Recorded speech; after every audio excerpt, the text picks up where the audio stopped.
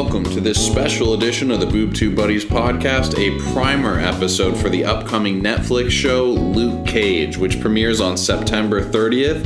We're going to break down everything that you need to know to be prepared for Luke Cage. And to get in on the conversation, you can follow us on Facebook, Twitter, YouTube, Instagram, Reddit, all that good stuff. Just search Boob Tube Buddies. And you can also email us at boobtubebuddies@gmail.com. We would love to field any questions, comments, and concerns. Guaranteed if you send us anything in, that we will definitely answer your questions on air. And please rate us on iTunes too. It's the number one way you can support our show, and we really, really appreciate it. I'm Adam Foxman. This is Mathis Goose. What's going on, Mothman? How you doing, brother? I'm doing pretty fucking fantastic, Foxman. I'm ready to start talking a little bit about comic books. Let's do this shit. Right. So first, just to kind of, give the audience some transparency here. What was your knowledge about Luke Cage before this show being announced? Only lightly so. I basically am not a big comic book reader. Wasn't as a kid. I watched basically every single kind of Saturday morning cartoon that you could think of. I played all of the video games as a kid, and as an adult continued to do so. I watched all of Jessica Jones and Daredevil. So any mention of Power Man and Luke Cage in there, that is the extent of my familiarity, but not with the comic books. Gotcha. So, I mean, correct me if I'm wrong, but I'm pretty sure you and I used to play Marvel Ultimate Alliance together. Abso-fucking-lutely we did. Yeah, and you could actually unlock Luke Cage in there. And I was thinking about that, and I started laughing to myself because I remember specifically, you and I would have a few drinks, and we'd play that game, and it would usually be you, I, and like another person doing 3 or 4 player. And I would essentially just hang back and let you guys kill things, and I would just steal all the coins. You fucking loot grabber Mothman. I definitely remember that. You would get so mad. And the logic didn't even make sense because I'd basically get all the money to get upgrades faster to use on no one because I was only collecting coins, essentially.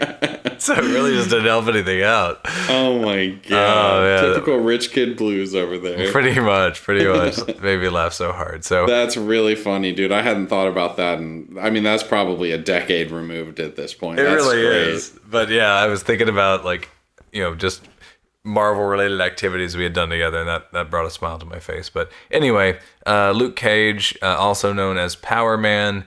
I didn't see this anywhere like that I could confirm, but I feel like I've heard this at some point. Power Man, kind of like Black Power Man. One of the big things with Luke Cage was he was coming out in the 70s. The first comic was Luke Cage, Hero for Hire, 1972, and it was very much meant to kind of be an homage to the blaxploitation films that were coming out and becoming popular, at the time. Yeah, I actually kind of enjoy a lot of those old movies, TV shows type stuff. Me too. Blackula, I think, is fucking hilarious. Oh God, I love Blackula. Do you happen to remember the tag for Blackula? I remember being funny, but I don't remember what it was. He's black. He's beautiful. He's Blackula. That's perfect. It's so simple, so true. Yeah, I love Foxy Brown, and I used to like Shaft as well. And I actually read there's one review out. Damn right. Right? There's one review out for the show already from Forbes of all places. Why a financial magazine is reviewing this, I don't really know. Forbes' online stuff is kind of trash sometimes, to be fair though. Yeah, I actually do enjoy, sometimes I'll read a good game review and things like that on there, but I mean, it's in terms of hard hitting media or anything like that. I mean, basically anybody can write for them at this point, right? I honestly didn't know. I don't feel like I read very much from Forbes. I just was looking up Luke Cage stuff, and I won't get too much into it, but they actually specifically reference that it does a really good job of having a 70s almost blaxploitation grindhouse style feel, kind of like Shaft, but at the same time it doesn't feel so almost like the Get Down, where it's a little more heavy handed. It's meant to kind of feel similar in tone to the other Marvel TV shows, but all in all, this review absolutely loved it. So, and they said pacing wise, I mean, it's got a formula that's kind of similar to the other Marvel's first seasons, but overall it's just wholly unique and a really good time. You know, Jessica Jones kind of had that throwback noir type feel, but it wasn't super heavy-handed. I mean, the first episode I watched, I was thinking, oh man, like they're playing kind of like that jazzy blues type music, and you got kind of the lighting around the city that really gives it the noir feel. But I will say, the more I watched it, the more subtle that felt to me. So yeah, if they kind of do that same sort of the level of like artistic focus with the blaxploitation and stuff, without making it seem like it's some really cheesy, like you said, heavy-handed throwback. Sure, I think that could be a really cool tone for the show. I do too. I mean, it's nice because they're going back to their roots. So when this came out, it was created, just for the record, by Archie Goodwin, John Romita Sr., and George Tuska, which none of those are really household names. I think the most famous one is John Romita Sr., who was the main Spider-Man artist with Stan Lee for a long time.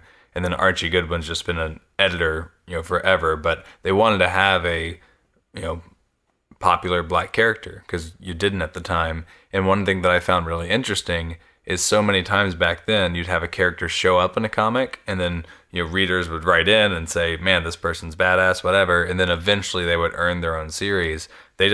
His first appearance was his own book. They just took a chance on this idea, and it's kind of become this cult character. So kind of like Pete and Pete on Nickelodeon, because they just had those like little 2-minute shorts on commercial breaks for Pete and Pete. And then, wait, are you old enough to know Pete and Pete? I love Pete and Pete. Okay, gotcha. Yeah, I think of the Dwight Eisenhower episode. Yeah, oh my God. Wow, dude. I'm really impressed that you remembered that. I love Pete and Pete, and that's how that was. It was like little minute or 2-minute commercial things here and there for Nickelodeon, and then eventually, like, enough people liked it and wrote in, and they made it into like a full-blown TV show. Oh, I didn't quite realize that. I will say, like, early Nickelodeon stuff was really on point. I've actually been rewatching Ren and Stimpy, and it's just such a ridiculous show to have been a kid's show. Don't whiz on the electric fence. I actually had like both CDs they put out just of their collections of songs. Nice. That's pretty awesome. I used to rock out to Nose Goblins. Hell yeah. Oh, that's awesome. That is really cool. And by the way, Archie Goodwin, fun fact, is also a guard for the Phoenix Suns. Very sick in the paint. Sick in the paint. I like that. I like that. And you know what? Sorry to butt in again here. I totally forgot that I was supposed to mention off the top. A friend of the podcast, which is What's the Fuss? They are a podcast that is local to Orlando. And they are hilarious. I actually go way back with one of the guys on there. And I meant to give a shout out because I'm actually going to be on their episode that's coming out probably right around the time that we release this one. So you should definitely check out What's the Fuss. I know that was a terrible non sequitur, but I meant to mention it right out of the gates. But they are absolutely hilarious. They have an amazing recording setup. And I'm going on there in 2 days to record what should be a nice, meaty podcast with them. And if you like our more foul language riddled episodes, then you are definitely going to like what they bring to the table. Oh my goodness, that's pretty exciting. You're going to be a guest star, man. Oh my God, I'm so nervous. I actually got like a Facebook message from one of the guys on there, and he's like, it just kind of wanted to, check in with you, like make sure you know what you're getting in for. And I was like, wait, what? And he said, well, sometimes we have people on here and they're a little shocked at like, just the way we record, the way we're, slamming beers and stuff, and drinking. And so the entire time we're recording it, like, and I guess you look at pictures of them when they're recording that they put up on their Facebook, like none of them have their shirts on at any point. Like they're super fucking punk rock. Hey man, what's the fuss, right? Yeah, exactly. But yeah, he sent me that and I'm like, oh shit, like I didn't know that I needed to be worried. And he's like, well, I hope you don't get offended because, we just talk about all sorts of offensive shit and get death threats. And I'm like, oh, that sounds like something that I'd be good at then. Yeah, definitely. I can't wait to see the picture of you pounding beers with your shirt off recording. Jesus Christ, nobody wants to see that. If they want to see their listenership drop to 0, they need to post that photo up. Yeah. Oh man, that's a unique style, but hey, teach their own. Yeah, for sure. So anyway, again, that's What's the Fuss. Check that out. And Mathis, I'm really fucking sorry. Good luck leading back into Luke Cage after that. Yeah, well, speaking of dark, gritty, and potentially offensive content. Nice. Yeah, I don't know, that didn't work very well. But the thing I like about the Marvel Cinematic Universe is that it's just fun. It's well written. It's got good dialogue. It's got good pacing. You have believable characters that you actually care for. What I really like about the Netflix universe, which is still part of the same universe, is it's the darker, grittier stuff. And I really like that they have those subtle nods to like noir and say blaxploitation, because that's essentially what used to be the old kind of like cutting edge gritty cinema that proper movies wouldn't take on, just like proper movies wouldn't take on superheroes. That was frowned upon at a certain time. And it's exceptionally meta when you think of it and through the lens of what you just said, and then also that these characters like Jessica Jones and Luke Cage were actually kind of born of like the necessity of those things being popular at that time and needing to sort of fill that niche. And that's where these characters kind of came from. So it makes sense that, Netflix would kind of honor the tradition and the style that they came from. Absolutely, yeah. So have you looked into much about Iron Fist? I really don't know a whole lot about Iron Fist. So Iron Fist is, and I imagine, they haven't confirmed this that I've seen, but I'm hoping he would maybe make a cameo in this season, kind of like Luke was pretty heavily featured in Jessica Jones. Maybe not to that extent, right? But anyway, Iron Fist is Danny Rand, and he basically he's their kung fu character, and they haven't announced casting yet. Hopefully they actually choose an Asian person. I know there's kind of like some backlash when they had Tilda Swinton be the Asian villain from the new Doctor Strange movie. Yeah, or M. Night Shyamalan's whitewashing of The Last Airbender. Yeah, so there's been, and granted, I love Tilda Swinton, so I'm not really complaining. She's so fucking good. She's so bizarre and so weird and just an absolute character in her own right. She's a fantastic actress. Yeah, so I'm not that upset just because I like her, but still, it's like, we need to be able to represent these people. So I'm hoping to see Iron Fist in this show.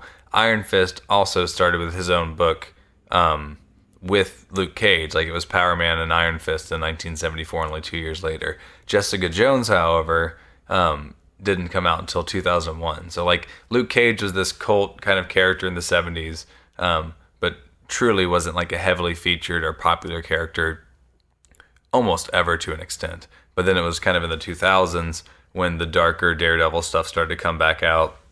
When Alias came out, which is what Jessica Jones was about. I think I told you this already, but I tell you about the first appearance of Luke Cage in the Jessica Jones comic Alias. Is it the ANAL scene? Yes, it's kind of an infamous scene. So the very first issue of Alias, Jessica Jones and him get it on, and it's very heavily implied that it's anal.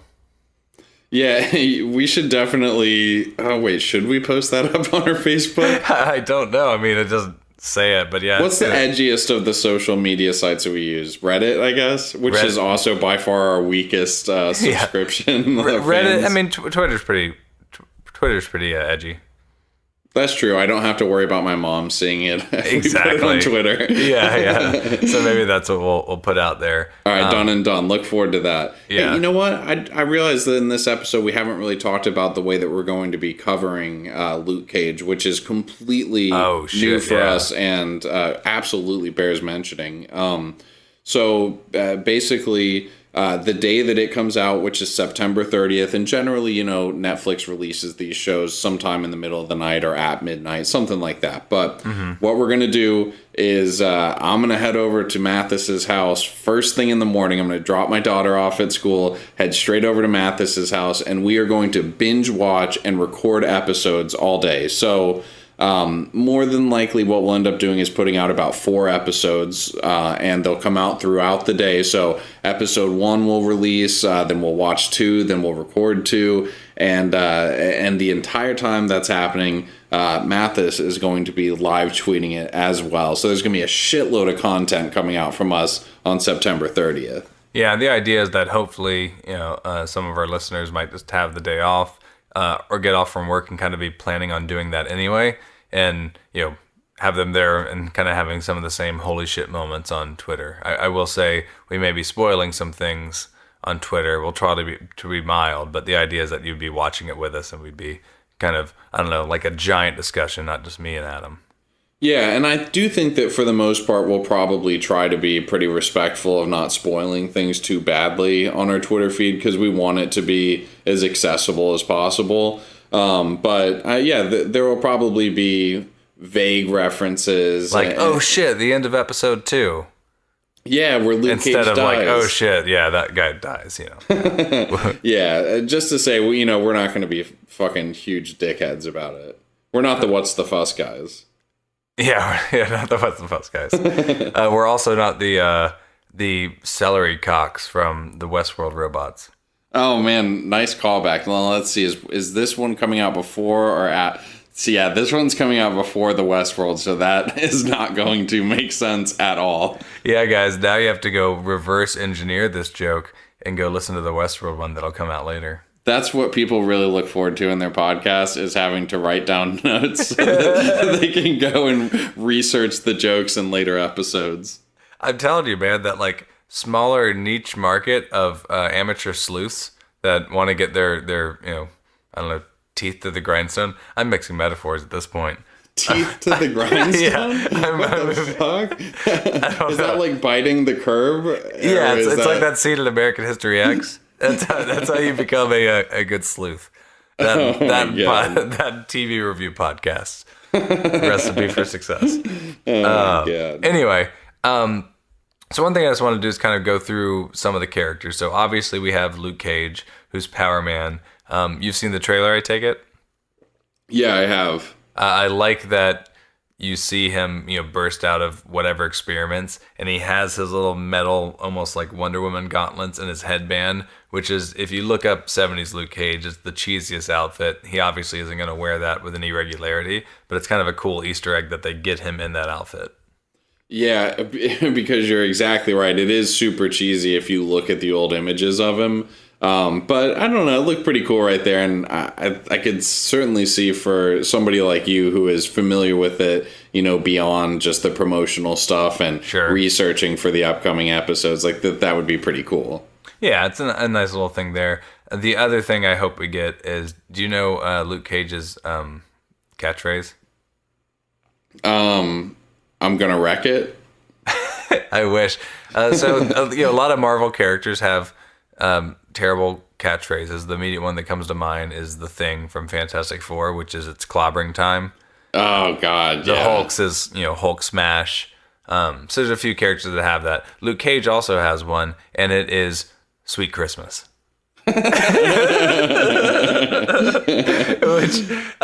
is just a super cheesy thing, but they've, in one of the Marvel movies, they effectively worked in Hulk saying Hulk smash and it not being cheesy, it being a good joke. So I'm confident we're going to see Sweet Christmas, even if it's the Christmas episode. Do you think they're going to have a Christmas episode? Yeah, at some point, right? It's going to get a few seasons. It's got to be Christmas sometime. Yeah, that's a good point. Plus, people love like snowy, New York scenic shots. So it's true. It is, I guess, a little bit strange though with Netflix, because they don't come out weekly, so they can't plan like, hey, this episode's going to come out on Valentine's Day. This episode's going to come out on whatever different holidays. That's true. I don't know if I've ever seen on Netflix a holiday episode of something other than BoJack Horseman having a holiday special. Or the Very Murray Christmas. Yeah, but those are specifically designed like a whole separate entity for it, not like an episode within a show.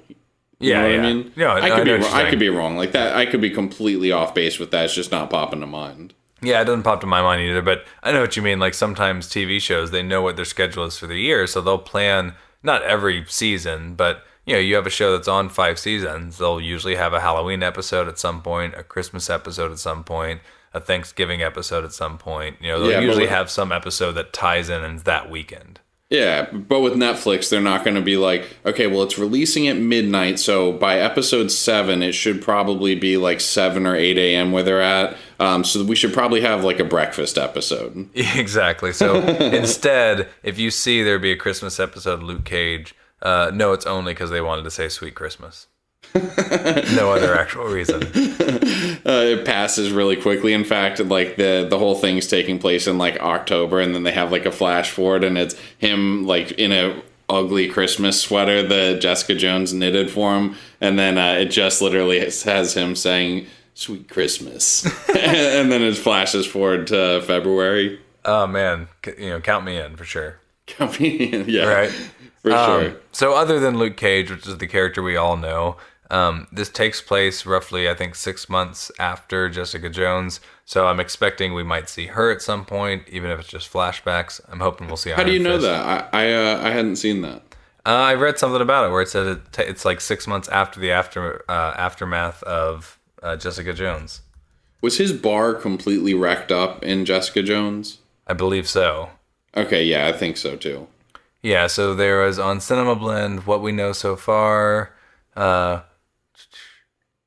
Here, whatever. I'm not just going to read this article, but anyway, I read it somewhere when I was reading all these different web pages. Honestly, this might not be a bad time to throw to our Audible ad if you wanted to look at that for a second here, since spoiler alert, we don't actually record the Audible ad live. This is just going to be inserted afterwards. Sorry to take the magic out of it for the audience members here. Yeah. But anyway, here's our Audible ad.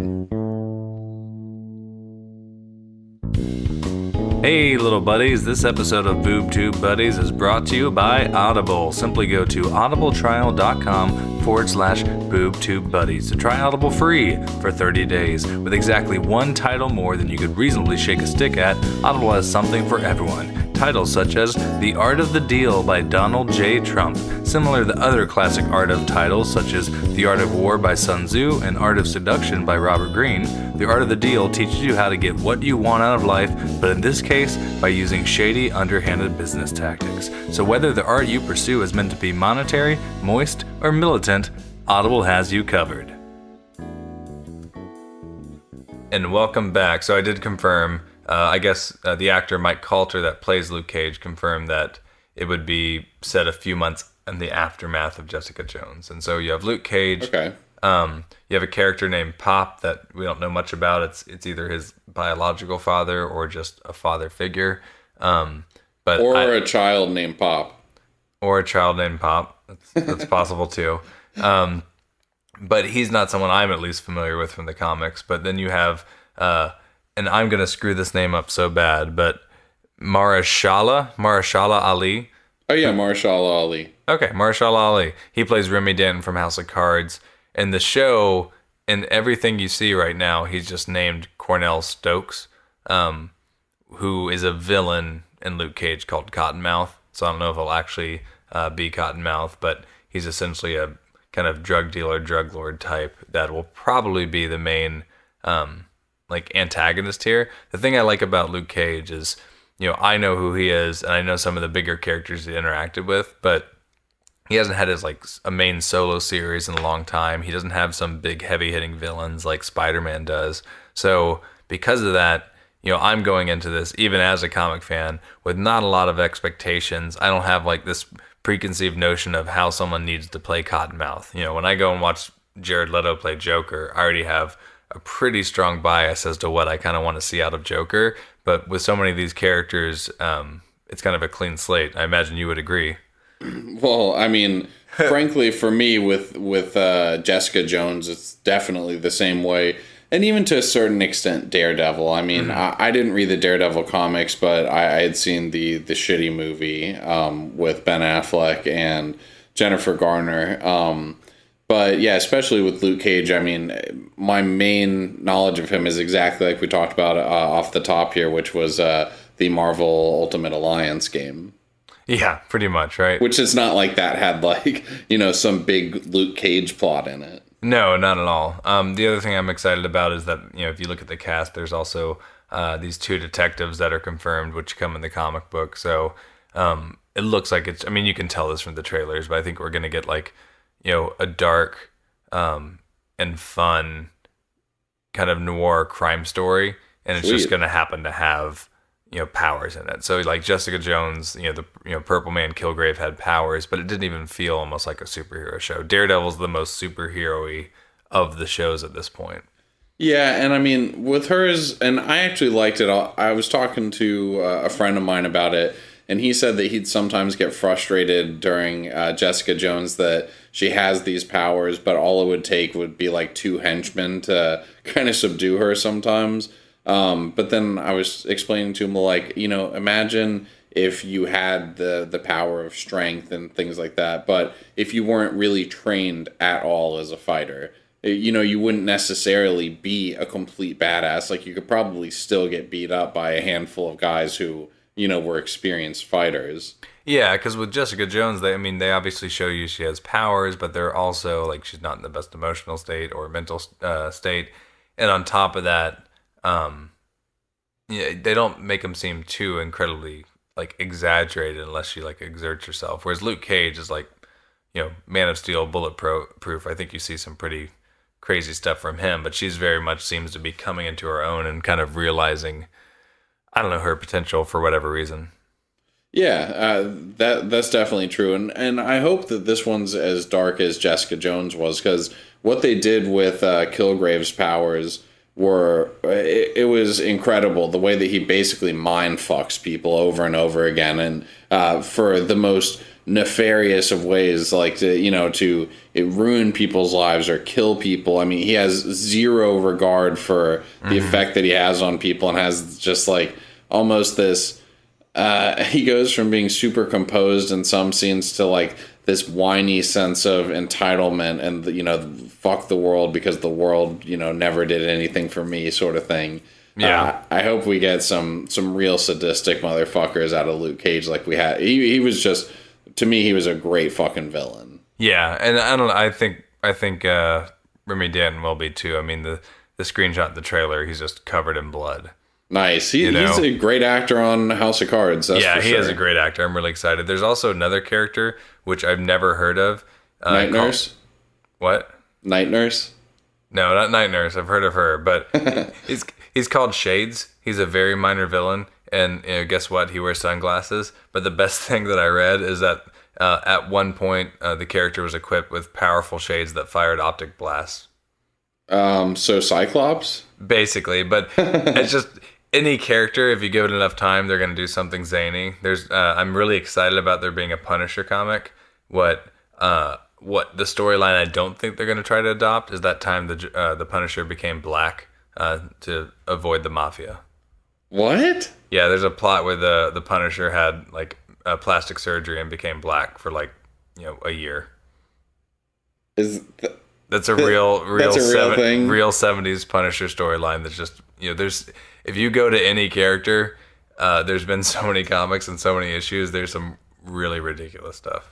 Holy shit. I will say I've gone down the rabbit hole on the Marvel wikis a few times. Yeah. And I'm just like, what the fuck am I reading? Like, you'll be reading even like Iron Man or something, and it would be like super normal, wait, what? Yeah, there's that year where like, I don't know, it was like maybe that book wasn't doing well, and they're just like, look, do whatever the hell you want, see if you can save it, otherwise we're canceling it and moving on for a while, Yeah.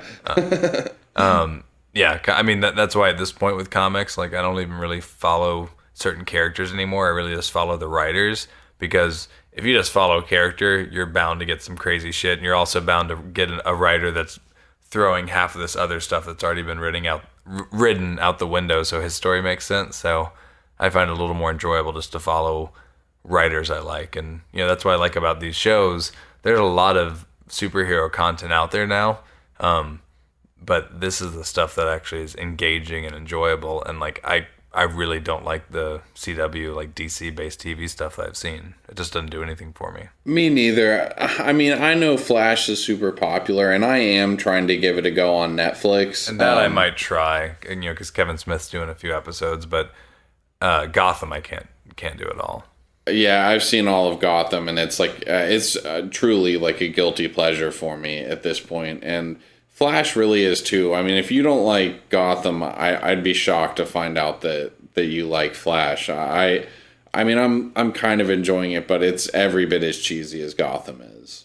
Gotcha. All right. Well, maybe you've talked me out of it. Oh no. Maybe read up, and maybe somebody will tell you, listen, like season 1 it struggles to find its footing, but season 2 is where it really turns. But for me, just everything on CW is just, it's so young adult. Yeah, I mean, I will say the one show on CW that I'm super behind on, but I've enjoyed because it's Supernatural. Yeah, it's self-aware, it's tongue-in-cheek, it doesn't take itself seriously. Like, that's a show I could see myself watching at some point, kind of catching up on. Yeah, that and One Tree Hill. Yes, One Tree Hill, for sure. And the OC, just like reruns of those. We've been on the run, driving in the sun, looking out for number 1. Is that really the song to one of those two shows we just mentioned? California, here we come. So on that note, everybody, I hope you're all as excited about Luke Cage as we are. Hope you're excited that you're going to get 4 podcasts in one weekend for a Netflix show instead of like Stranger Things where it took, 23 weeks or something. Yeah, and I mean, honestly, there are 13 episodes, so it's towards the back half of the season, it's going to take us probably a couple of weeks to get them all out. But, yeah, definitely. But yeah, so September 30th, make sure you tune in and just watch some episodes, listen to the podcast. We're going to be breaking it down with as much information as we have. We're going to keep it light too. We always try to play games too, which is something that we've kind of removed from this format of the primer episode, just because we really kind of wanted to give you as much backdrop on Luke Cage as possible without taking time aside for stuff like that. Yeah, absolutely. So, what? I was just going to say, just the little note-keeping spiel of, again, follow us on Facebook, Twitter, YouTube, Reddit, especially Twitter, come September 30th. Like we said, Mothman is going to be live tweeting the whole thing. Woot woot. And we'd love any feedback you guys have, anything you'd love to hear covered. I can pretty much guarantee you, if you send us something on any of those sites or at boobtubebuddies@gmail.com, that you are going to be mentioned on air, and that we will talk about it. So I guess with that said, why don't you put a bow on this bitch, man? Absolutely, and definitely for one of the big things about the live tweet, just to put this out there, is it's going to be cool to be going through the hashtag Luke Cage as we're watching it, and hopefully having some fans kind of stimulate some conversation and give us some talking points, because we're not going to have the most prep time for each of these shows. We're blazing through them, so it's not zero prep time, right? So it's kind of in the moment we're doing it right after. So it'll be nice to have kind of a big collaboration piece with our fans. So on that note, we will see you September 30th, little buddies.